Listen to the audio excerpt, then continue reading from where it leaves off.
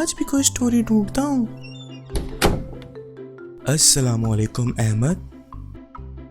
वालेकुम सलाम पापा, कैसे हैं आप? मैं बिल्कुल ठीक हूँ अहमद, तुम क्या कर रहे हो? पापा मैं आज भी स्टोरी ढूंढ रहा हूँ। चलो बेटा मैं तुम्हें स्टोरी सुनाता हूँ।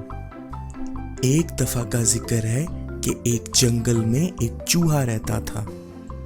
चूहा उस जंगल के अंदर बिल्कुल नया नया आया था। उसे जंगल के तौर तरीकों का बिल्कुल भी अंदाजा नहीं था। अब वो जंगल के अंदर चहलकदमी करने लगा तो उसको चलते चलते चलते चलते जंगल में कुछ और जानवर भी मिले। वो डरता डरता भाग के अंदर अपने बिल में घुस गया, लेकिन वो जानवर तो उसके साथ दोस्ती करना चाहते थे। वो सारे जानवर चलते चलते चूहे के घर पहुंच जाते हैं। चिड़िया उससे कहने लगती है, तुम हमारे दोस्त बन जाओ, हम मिलके बहुत सा खेला करेंगे। हाँ हाँ तुम हमारे दोस्त बन जाओ। हाँ ना, तुम हमारे दोस्त बन जाओ ना। चूहा उनकी बातें सुनता है और बहुत खुश होता है कि उसको जंगल में नए दोस्त मिल गए हैं। अगले दिन चूहा बिल्कुल बेखौफ अपने बिल से बाहर निकलता है, क्योंकि उसको अपने दोस्तों की तलाश होती है।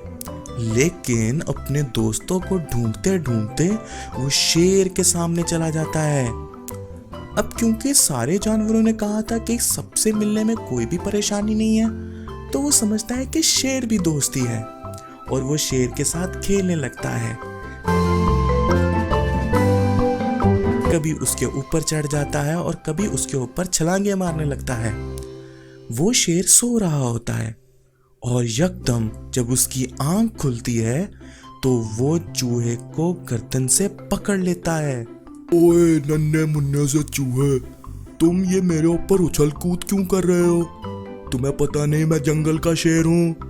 मुझे माफ कर दो, मेरा वो मतलब नहीं था, मैं तो बस खेल रहा था। मुझे माफ कर दो, मैं तुम्हारे एक दिन काम जरूर आऊंगा। तुम मेरे काम आओगे, ये कैसे हो सकता है? बस मैं तुम्हें कह रहा हूँ, मैं तुम्हारे एक दिन जरूर काम आऊंगा। प्लीज मुझ पे रहमदिली करो। चलो ठीक है, तुम यहाँ से चले जाओ और आइंदा मुझे नजर न आना। ठीक है, मुझे जाने दे, आपकी बहुत मेहरबानी होगी। शेर थोड़ा रहमदिल होता है तो वो चूहे को माफ कर देता है और उसको जाने देता है। कुछ ही लम्हों बाद जब शेर वहां से गुजर रहा होता है तो वो एक शिकारी के बिछाए हुए जाल में फंस जाता है और सब जानवर वहां दौड़े दौड़े आते हैं कि शेर जाल के अंदर फंस गया है।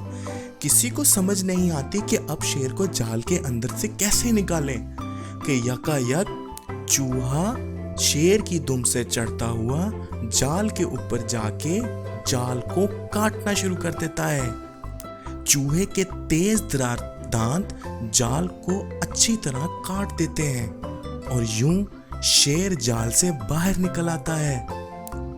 तो इस कहानी से हमें सबक मिलता है बेटा कि हमें किसी को सबसे पहले तो कमतर बिल्कुल नहीं समझना चाहिए और हमारे दिल में रहमदिली जरूर होनी चाहिए। अल्लाह ताला रहमदिल इंसान को बहुत बहुत पसंद करता है और दुनिया में कोई भी चीज बेकार पैदा नहीं की गई, वो हमारे काम आ सकती है और एक दूसरे के काम आके हम लोग बहुत अच्छे से जिंदगी गुजार सकते हैं।